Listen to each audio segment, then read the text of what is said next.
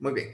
Entonces, la semana pasada, pues, pudimos darle una pequeña introducción de cómo funcionaba Photoshop, de cómo podríamos configurar un archivo. Bueno, antes de eso, de cómo trabajaba Photoshop realmente, de cómo nosotros teníamos espacios de trabajo y cómo los espacios de trabajo eran rela- relacionados o eran una analogía de una mesa en la que yo pongo todos mis instrumentos y me van a servir poco a poco para poder ir trabajando y utilizando herramientas mientras vaya desarrollando un proyecto, ¿sí? Habíamos visto que hay dos formas de poder acceder a estos espacios de trabajo y el número uno es a partir del menú ventana. Ya cuando hemos iniciado el programa, en el menú ventana vamos a encontrar un espacio una opción que dice espacios de trabajo y vamos a encontrar varias opciones y que cada una de estas pues nos va a presentar paneles y herramientas predeterminadas de acuerdo a lo que nosotros estemos utilizando, lo que estemos buscando. El que yo siempre he recomendado o el que recomiendo y aconsejo que trabajemos es este que dice aspectos esenciales por defecto, ¿sí? Este es el que tiene todas las herramientas y por lo menos tiene paneles que nos van a ser muy útiles ahora que empezamos a trabajar con Photoshop. Entonces lo puedo encontrar acá desde el menú ventana o también puedo venir acá en la esquina inferior derecha, justo en la barra de configuraciones y que me salen las mismas opciones. Entonces yo puedo modificar allí ese espacio. Entonces esa era una de las cuestiones que había que cuidar por lo menos antes de iniciar. El número dos, estábamos viendo que para poder crear un documento o para abrir un documento en Photoshop existen tres formas. Uno, crear un documento desde cero, uno incrustándolo y otro abriendo un proyecto. Entonces, la semana pasada pudimos trabajar con el primero que era crear un archivo y habían dos formas para poder crear un archivo y era desde el menú archivo nuevo y nos iba a salir este formulario en el que nosotros lo que debíamos hacer era primero eh, colocar el nombre, elegir el tipo de documento y cuando hablábamos de un tipo de documento, hablábamos sobre el tipo de la plantilla. Todas las ediciones de Photoshop pues tienen plantillas, solo que acá me las da en forma de listado. En las versiones más recientes pues me las muestra como en un menú mucho más desplegable. Entonces, esa parte pues no tiene pues mayor complicación, pero siempre es importante que la conozcamos. Entonces vamos a encontrar tipos de papeles, vamos a encontrar plantillas para páginas web, diseños de aplicaciones, películas, video, iconografías, mesas de trabajo, o la opción que siempre nos va a aparecer a nosotros, que va a ser a medida cuando nosotros estemos trabajando, un proyecto personalizado. Eso es muy, muy importante. La otra cuestión era que también estábamos viendo cómo se configuraba. Primero nos pedía la anchura, luego la altura y justo en el lado derecho de cada una de estas medidas nos aparecía la unidad de medida con la que vamos a trabajar.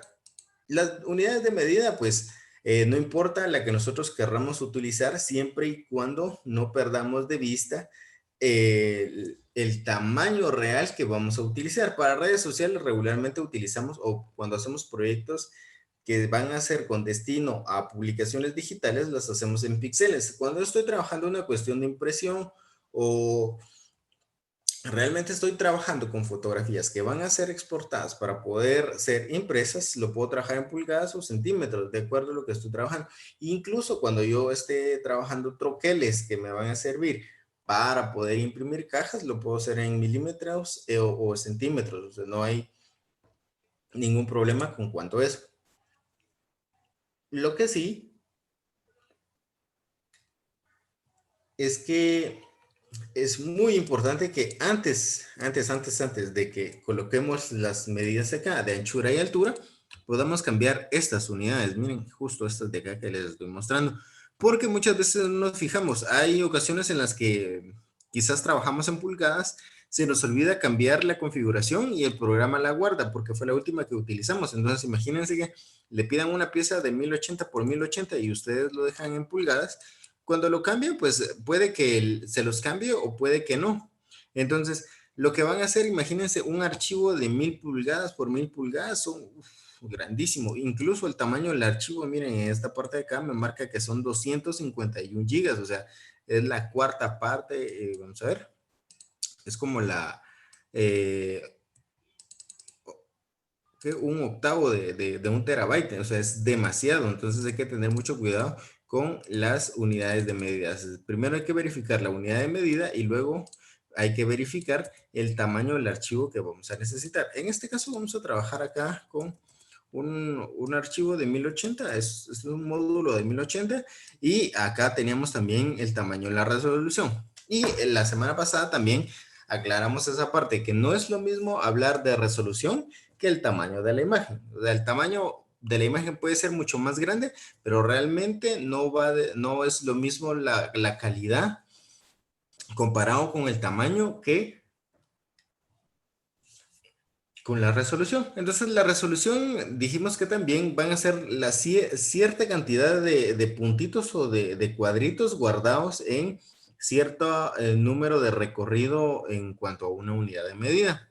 En este caso, Photoshop nos da dos para trabajar, una que es píxeles por pulgada y otra píxeles por centímetros. Entonces, si yo trabajo a 300 píxeles por pulgada, le estoy diciendo que cada pulgada cuadrada yo voy a tener 300 de esos cuadritos pequeños, píxeles de resolución, pero también puedo trabajar en píxeles por centímetros y eso va a hacer que voy a tener, puedo tener 372 o 150 o 90 los que yo necesite de calidad en esta cantidad perdón, en esta unidad. Por ejemplo, va a tener 90 píxeles en un centímetro recorrido. Entonces, esas son las dos opciones. Lo recomendable es que trabajemos en píxeles por pulgada, que es lo que regularmente se trabaja. Entonces, en este caso, vamos a trabajar un archivo de 72 pulgadas. Perdón, de 72 píxeles de resolución. Luego me preguntaba el color del modo de color en el que íbamos a trabajar y nos aparecen varias opciones. El color por defecto en el que siempre va a trabajar Photoshop, porque van a ser para publicaciones digitales y fotografía, va a ser el color RGB, de los colores de luz o colores luminosos. Luego está los colores MYK que nos van a servir para poder hacer impresiones. ¿Por qué son de impresiones? Porque son las tintas, cian, magenta, yellow y key, son 4 tintas. Entonces, si nosotros queremos trabajar algún impreso, una fotografía, sabemos y debemos cambiar el modo de color a CMYK. De lo contrario, lo podemos dejar en RGB. También nos aparecía mapa de bits, las escalas de grises, que es decir, que aquí solo se trabajan con fotografías en blanco y negro. No importa si ustedes pasan una fotografía de color, siempre y cuando ustedes hayan elegido modo de color escala de grises, a esa escala de grises se los va a convertir, o sea, no les va a poner, entonces hay que tener cuidado también con eso. Luego estaban los colores LAP, que regularmente son los colores que se dividen por luz, medios tonos y oscuros. ¿Sí? Solo hay 3 lados, solo hay 3 puntos para esos colores. Entonces, lo voy a dejar en RGB y luego me aparecía esta opción que eran los canales, o sea, los canales de información. Entonces, a más canales, más información le puedo agregar al archivo y así se pueden desbloquear un poco más de opciones con cuanto a edición. Pero lo recomendable es que trabajemos en 8 bits. Luego me aparecía una opción que era la de contenido de fondo y aquí podía elegir ya sea un color blanco, un color de fondo predeterminado o un color que yo eligiera que fuese transparente en mi mesa de trabajo o en mi archivo porque iba a ser una imagen PNG o elegir un color. En este caso le voy a dejar blanco y listo. Luego estaba esta parte que era súper importante, solo voy a minimizar esto porque necesito señalarles algo que era justo esta parte que era el espacio de color. Acá nosotros definíamos el perfil del cuanto al sistema de color por región. Entonces, acá se dan cuenta que lo dejé en RGB de Adobe 1998, este que está acá, que es el que regularmente trae por defecto. Y aparte me preguntaba la proporción de píxeles. Esta es la proporción de píxeles, yo les comentaba la semana pasada, que es cómo va a estar relacionado. Hay píxeles que son mucho más rectangulares que cuadrados, entonces regularmente trabajamos en píxeles con cuadrados, pero va a depender también para qué tipo de monitor o tipo de pantalla estemos trabajando el material. Si estamos trabajando para una pantalla de esas de plasma que son literalmente así alargadas, pues ya nosotros vamos cambiando la resolución a sistemas de NTC, PAL, NTS panorámico, y justo a la par les va apareciendo la relación del píxel, que es de 1 por 0,91, 1 por 1,9, acá, por ejemplo, el panorámico, que es 1,46, que no son realmente píxeles cuadrados. Entonces, si lo dejamos en píxeles cuadrados, pues está bien, no hay ningún problema. Ya cuando tengamos todo esto creado, pues ya le podemos dar OK. Acá le voy a cambiar el nombre, le voy a poner ejemplo 02, sí lo da OK, y listo. Esperamos que cargue las configuraciones y nos va a aparecer nuestro archivo para poder trabajar.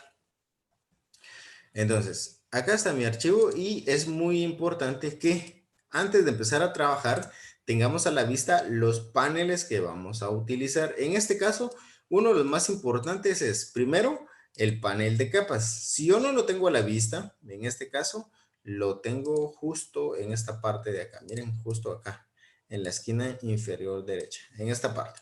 ¿Sí? Acá lo tengo. Este es mi panel de capas. Acá me van a aparecer todas las ilustraciones, todas las fotografías o todos los efectos que yo vaya a agregar a mi modificación o a mi edición de trabajo. Entonces aquí va a aparecer. Si no me aparece el panel de capas por defecto, yo lo puedo encontrar acá desde el menú ventana. Acá voy, me posiciono, doy un clic acá en menú ventana, voy a encontrar que están todos los menús ordenados por orden alfabético o alfanumérico. Entonces voy a encontrar acá que en la letra C está el panel de capas. O también puedo presionar la tecla de funciones F7 y me va a aparecer el panel. Y listo, ya tengo para poder trabajar con mi panel. ¿Por qué es importante? Porque acá vamos a ir, número uno, vamos a ir controlando y organizando el contenido. En este caso, siempre que ustedes trabajen en un archivo, nos va a aparecer esta capa que se llama capa de fondo. Siempre se va a llamar capa de fondo. Ya sea para un archivo con fondo transparente o de color, siempre se va a llamar fondo y va a aparecer acá. Y aparte, otra de las situaciones es que siempre va a aparecer bloqueada acá, así como está este candado, miren, siempre va a aparecer como un candado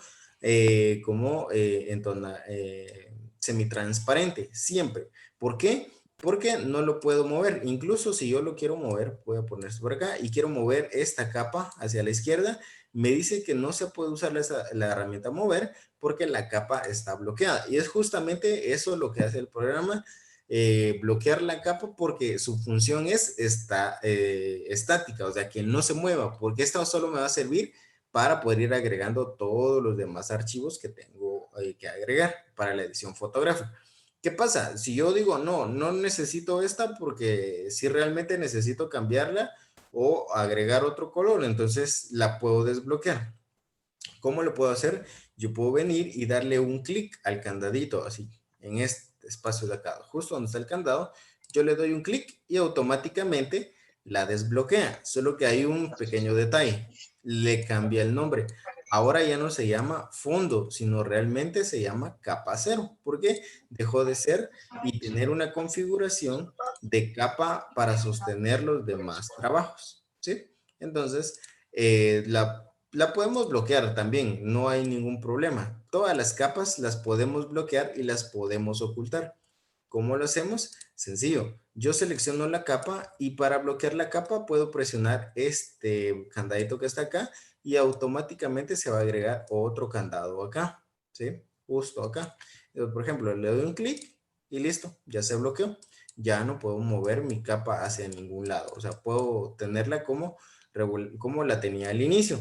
Y también la puedo ocultar, o sea, que ya no se vea. Entonces, le puedo dar clic acá en este ojito que está acá, en la parte izquierda, que está acá, miren, justo acá. Yo le puedo dar un clic y lo que va a hacer es que va a ocultar esa capa. Entonces, vean, ahora me aparece como una especie de cuadrícula con gris y blanco en este archivo. Eso me está diciendo que ahorita, si yo guardara esto, va a quedar como una imagen transparente porque ya no tiene color de fondo. Si yo activara el fondo, ahora sí lo tengo de color, perdón, lo tengo de blanco. Pero si yo quisiera hacer una imagen PNG, oculto acá y agrego el contenido y ya me va a salir la imagen PNG, ¿sí? Por lo menos con esta parte de las capas, que es muy importante que las tengamos en cuenta, ¿de acuerdo? Entonces, como les decía, si yo quiero desbloquear una capa, puedo darle clic acá en el candado, puedo bloquearla dando el candado acá, o también puedo desbloquearla dando clic acá. Le doy clic y listo. Ya se desbloqueó mi candado. ¿Qué más debemos conocer de los paneles de capas?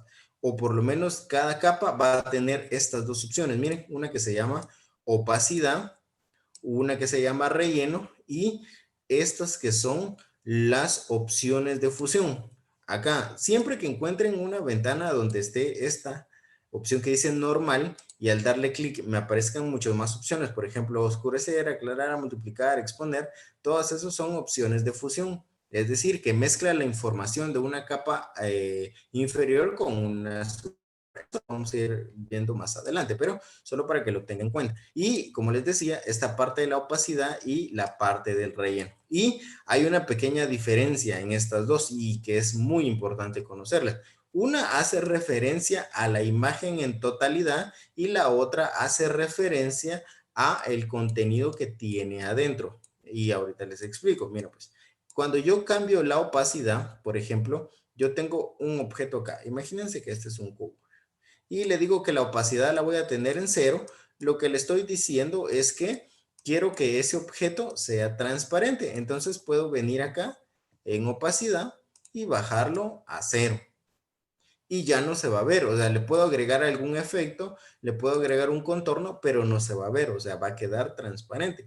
Pero la opción de relleno, esta que está acá, funciona de una forma distinta, pero a la vez similar. Porque si yo le bajo acá donde dice relleno, el porcentaje de relleno, lo que va a pasar es que va a desaparecer la figura, pero si yo le agrego un color de contorno, va a aparecer el color de contorno, pero no va a aparecer lo que está adentro. En cambio, con la de opacidad, si tiene un contorno y yo le hago, por ejemplo, si yo lo hago transparente y le hago un contorno, igual no va a aparecer ninguno de los dos. Esa es la diferencia entre los dos, que uno oculta todo o le baja la transparencia a todo el objeto y el otro solo le baja la opacidad o la transparencia a el relleno. Eso no incluye el trazo. No sé si hasta acá me van entendiendo o voy muy rápido. Ustedes me comentan cómo van ahí por el chat.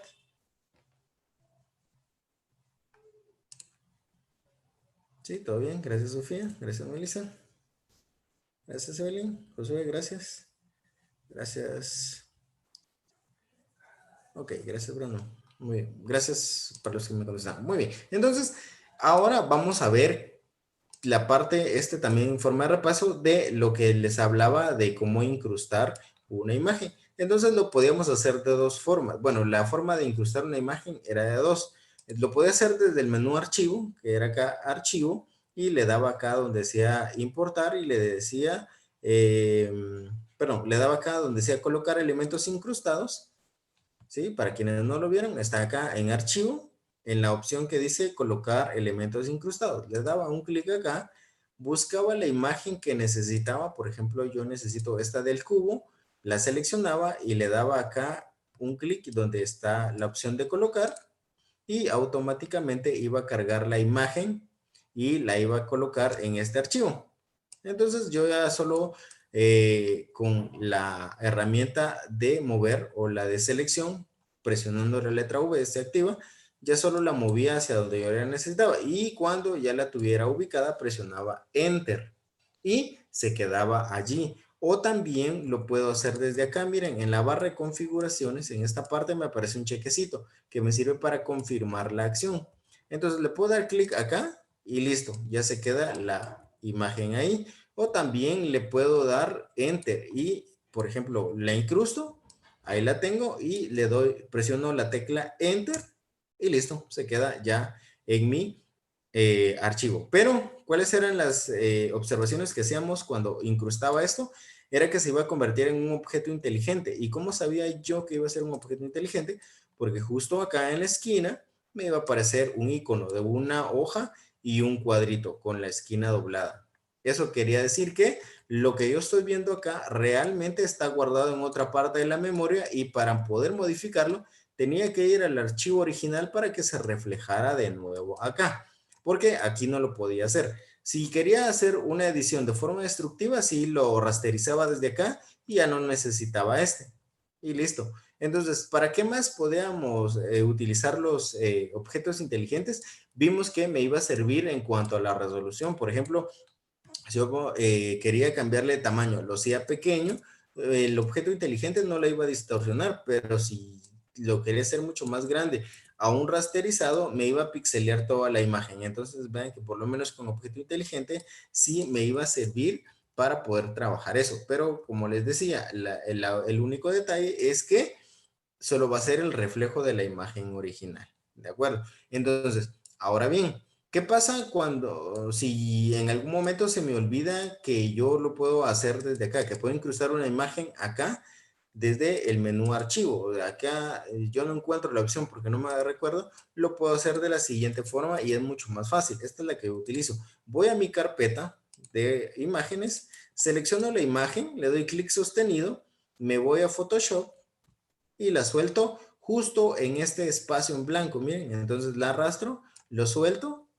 y me aparece otra vez la imagen. Ya le puedo cambiar el tamaño si yo deseo para que mantenga la relación, o sea, tanto el tamaño de ancho como de alto. Presiono Shift y lo transformo desde una esquina para irlo haciendo mucho más grande. Cuando yo lo tenga, puedo presionar Enter y listo. Y si se dan cuenta, es lo mismo. Acá tengo otra vez el objeto inteligente. O sea, hasta acá, lo único que hice fue incrustar elementos, o sea, traerlos desde otro lugar. ¿Sí? Entonces, tenemos dos formas, una del menú archivo y otra arrastrando el objeto y dejándolo caer acá. ¿Sí? Eso es una de las cosas que podemos hacer para poder trabajar. Ahora bien, ¿qué pasa si yo quiero abrir una imagen? O sea, yo quiero abrir la foto original de este cubo. O sea, yo quiero abrir la original, pero no quiero abrir el objeto inteligente. No quiero que tampoco me aparezca como objeto inteligente. Entonces, lo vamos a hacer de la siguiente forma. Puedo venir acá a archivo y esta sería la forma número 3 de cómo crear un documento. Acá en Photoshop. Una dijimos que era desde cero, que era control N o menú archivo nuevo. La número 2 era arrastrando un objeto o incrustándolo, pero eso se iba a convertir en un objeto inteligente. Y la número 3 era abriendo un documento. ¿Y cómo se hace eso?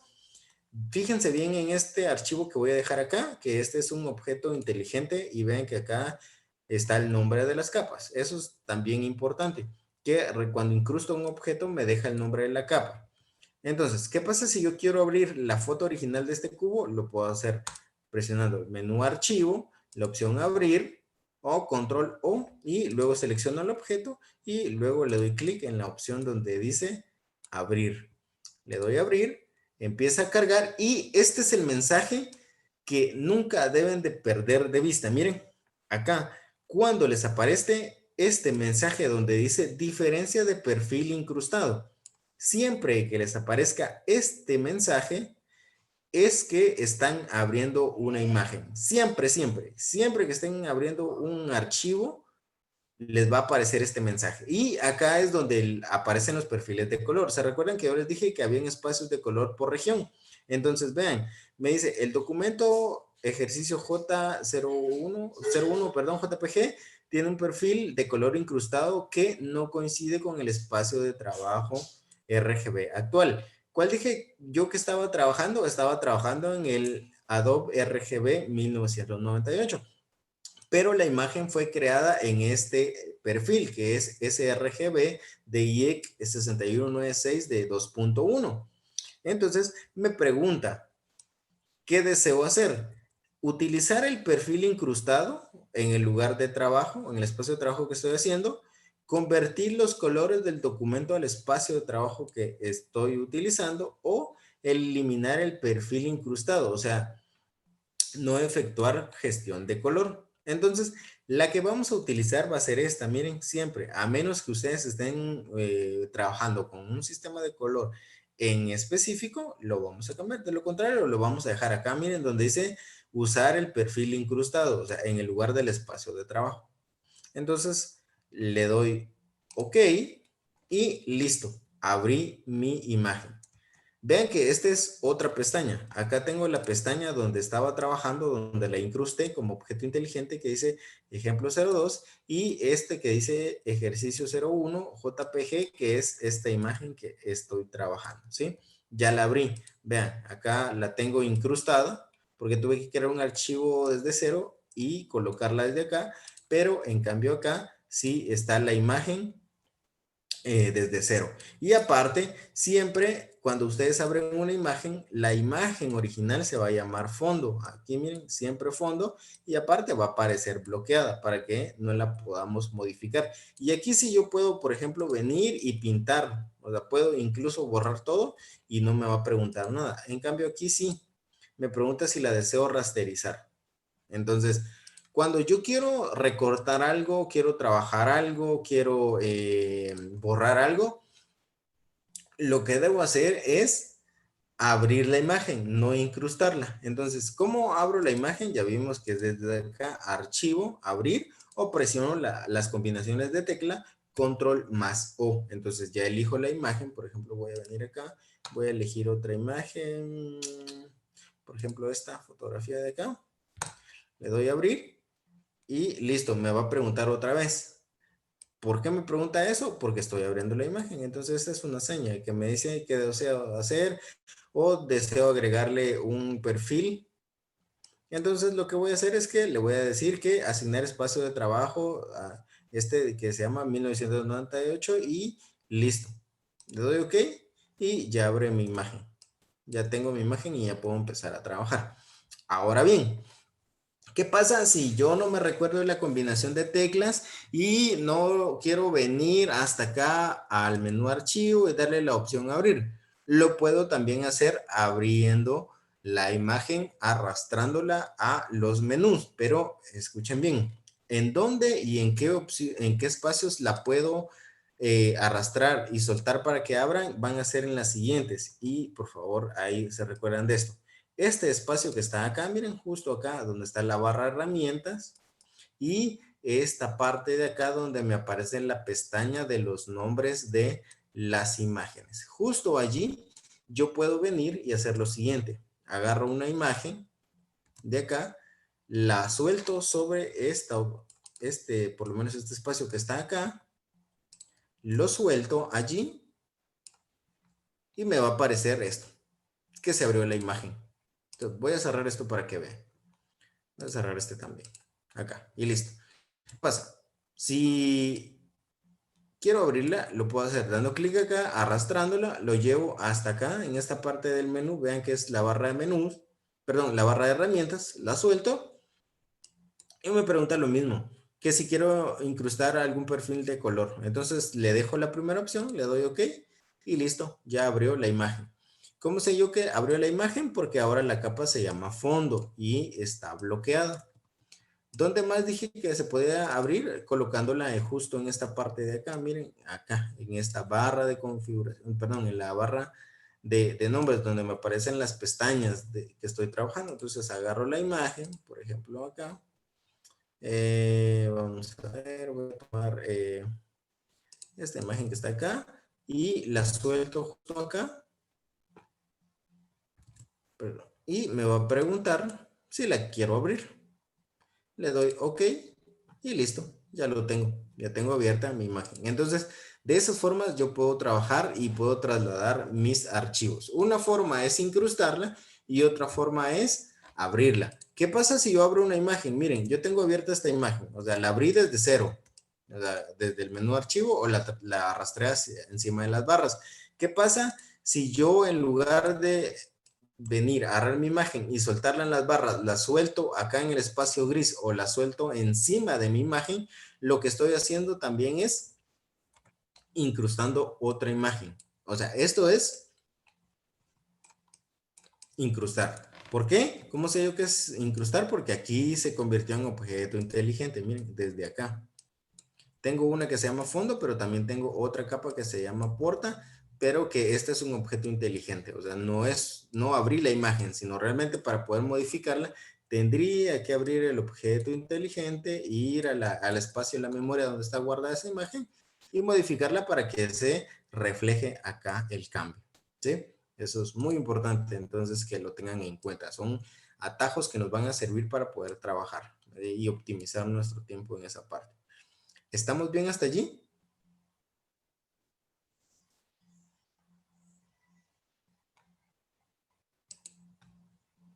Sí.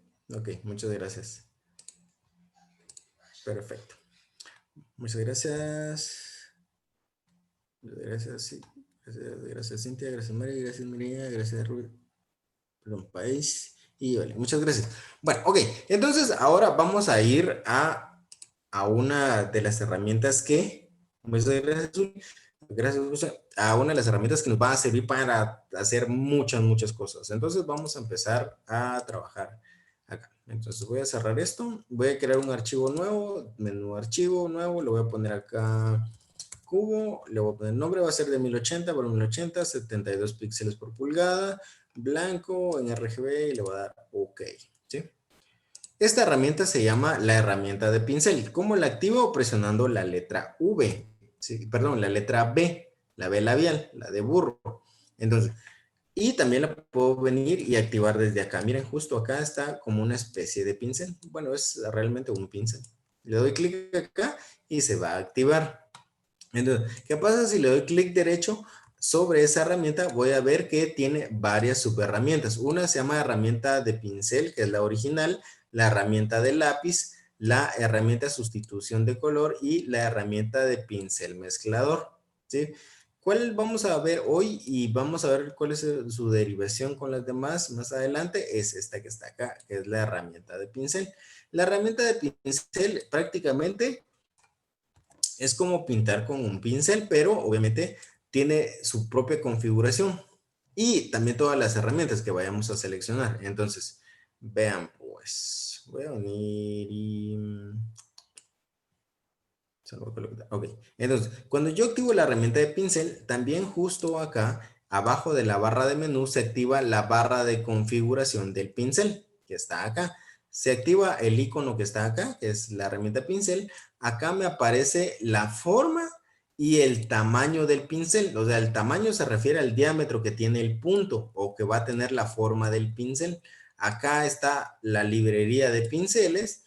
Acá me aparece el modo de fusión. Acá deben de siempre fijarse que esté en modo normal, a menos que estén haciendo algún tipo de edición en especial, pues lo van a cambiar.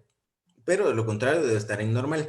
Luego me voy a encontrar con la opacidad. Acá, o sea, qué tan transparente va a ser el pincel. Y acá hay un botoncito. Este botoncito cuando ustedes están trabajando con tabletas para dibujar, por ejemplo, esas las Wacom u otras tabletas que sirven para ya no, digamos, pintar con el mouse, sino realmente utilizar tabletas digitales, se activa esto, que es el botón para convertir el cursor de la pluma, perdón, sí, de la pluma que estamos utilizando en el cursor de la computadora. Y luego tenemos acá esta opción que se llama flujo. El flujo es la cantidad de pintura que pueda tener el pincel o la cantidad de carga de color que pueda tener. Algo, tal vez una referencia a esto, es como, por ejemplo, cuando ustedes están pintando con pincel, entre más lo mojan con la témpera, más pintura va a dejar sobre la superficie. Entre menos ustedes empapen el pincel, menos pintura va a dejar. Y esto es lo mismo, o sea, entre más el flujo, entre mayor sea el número del porcentaje del flujo, más pintura o más consistente va a ser, ¿sí? No se vayan a confundir, no es como la opacidad, pero algo similar funciona. Entonces es la carga, la cantidad de la carga de pintura, ¿sí? Acá esto es la parte de que también se trabaja con tableta y esta otra también que es para ir cambiando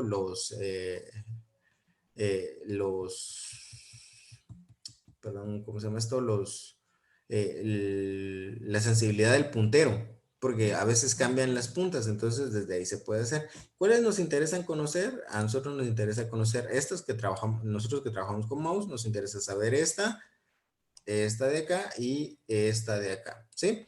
Entonces, pinceles, muchas formas, tamaños y, no sé, gustos y colores. Entonces, si yo despliego, si yo doy clic acá, miren, justo en esta herramienta que está acá, en esta que está acá, miren, si yo la despliego, me van a salir más configuraciones del pincel. Número uno, me sale el tamaño del pincel. Me sale siempre en píxeles. Aunque ustedes estén trabajando un archivo en pulgadas o centímetros, siempre el tamaño va a ser en píxeles. Entonces, yo puedo mover este controlador a la izquierda y se hace más pequeño. Si lo muevo a la derecha, se hace mucho más grande.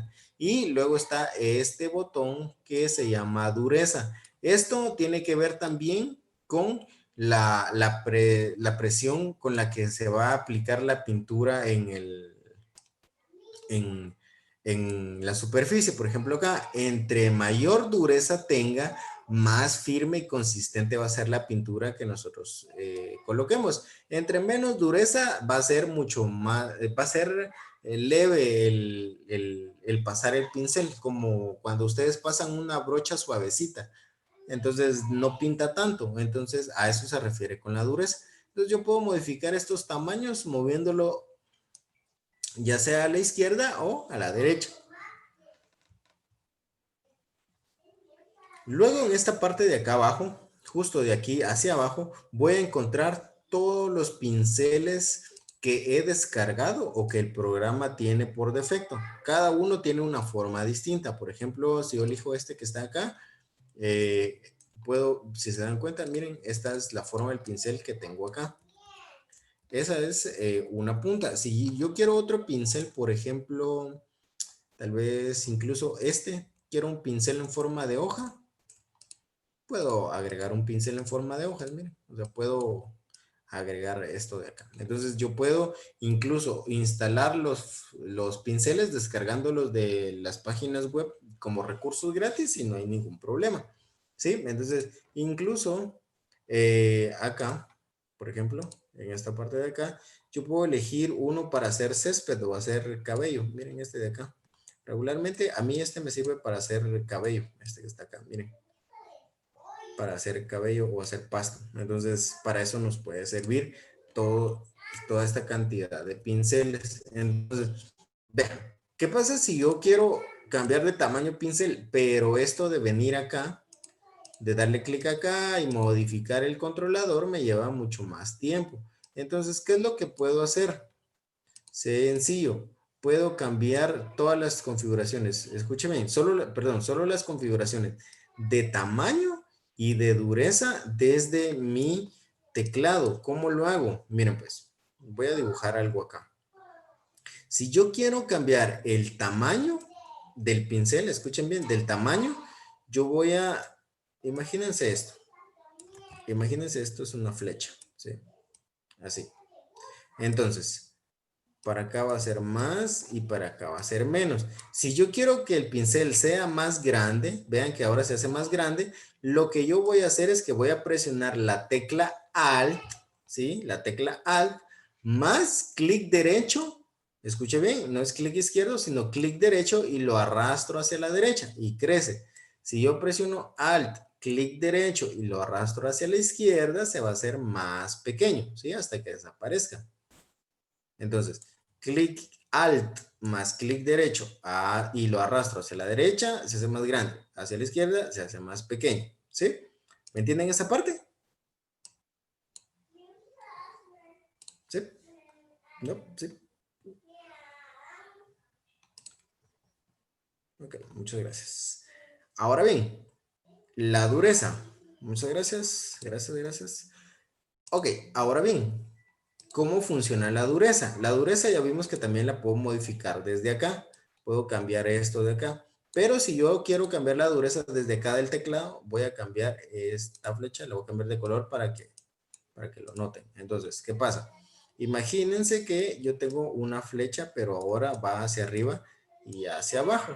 Y lo mismo, si es hacia arriba es más, si es hacia abajo es menos. Entonces, si yo presiono Alt, clic derecho y mi mouse y lo muevo hacia arriba, la dureza va a disminuir y si la bajo, va a aumentar. Sí, aquí es al revés, pero vean, si yo tengo acá la dureza, presiono Alt, doy clic sostenido y lo llevo hacia arriba, va a disminuir la dureza y si lo llevo hacia abajo, va a aumentar, o sea, se va a convertir mucho más duro. Puede ser mucho más grande el pincel. Ven la forma del pincel ahorita, que es como más redonda, es un círculo realmente, es un círculo completo y es un círculo que realmente pues está entero, o sea, no tiene ningún tipo de difuminación.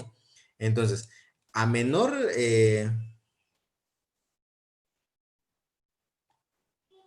entonces, vean, pues, entre más, bueno, entre menor sea la dureza, más difuminado. Vean, aquí le estoy bajando la dureza, estoy presionando al clic derecho hacia arriba y se ve más difuminado. Entre más duro es el pincel, menos difuminación hay, o sea, se hace mucho más certero. Vean acá, si yo quisiera pintar, a ver, pintaría algo así, miren. Pero si está mucho más duro, cuando aplica la pintura, la aplica así. Vean la diferencia.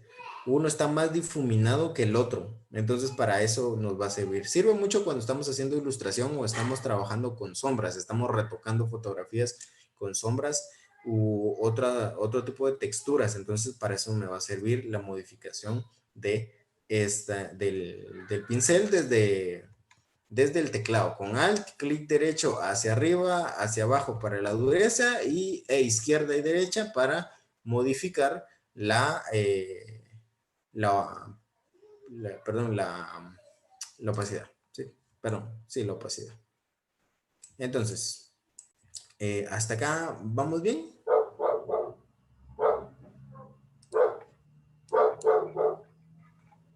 Miren, les voy a presentar un documento, un ejercicio. Miren, este que está acá, justo este. Miren, esto es una taza. Bueno, la taza original era esta. Miren, esta es la taza hecha solo con pinceles y formas básicas en Photoshop. Vean, esta es una taza. O sea, esto pareciera como una taza real, pero realmente no lo es, sino que es solo una copia. La taza real, la foto de la taza real es esta que está acá. Miren, esta es la referencia. Esta es la taza real y esta solo es una copia hecha con pinceles. Entonces, pintando con pinceles. Por ejemplo, acá está la luz y la sombra. Vean. Esta es la taza normal. Sin el fondo sería solo eso. Nada más. Eso, miren, son objetos, son como figuras básicas nada más, pero aplicando sombras y aplicando luces con los pinceles, pues ya se logra tener otro tipo de textura. Miren, ya se ve mucho más real. Incluso este otro que tengo acá, miren, esto de acá, son figuras creadas únicamente con figuras básicas. Vamos a ver acá. Miren, solo es un círculo que se le aplicó luz y sombra y esto es solo un cubo. Solo son figuras básicas, pero se les aplicó sombra y luces con pinceles, nada más. Vean, eso. O sea, si lo vemos como figuras normales, o sea, si tuviésemos que dejarlo como formas normales, eso es lo que, lo que se hizo acá. Miren, todo esto son figuras básicas. Y eso es, miren, y ya luego se les fue aplicando sombras y luces a cada uno de ellos. Entonces, por eso es muy importante conocer esta parte de los pinceles. Solo para confirmar, hasta el momento queda claro cómo funcionan los pinceles. Ok, va. Miren, hay algo bien importante también de los pinceles que hay que tener cuidado. Los pinceles regularmente están vinculados con otras herramientas, por ejemplo, con la herramienta de borrador o las herramientas para crear subexposición o de esponja, ¿sí? Con esas. Porque cuando yo activo el borrador, me salen las mismas formas de pincel, porque así como yo puedo pintar de forma de estrella, también puedo borrar en forma de estrella, ¿sí? Miren, aquí no estoy pintando, sino realmente estoy borrando, porque estoy en la opción de borrador.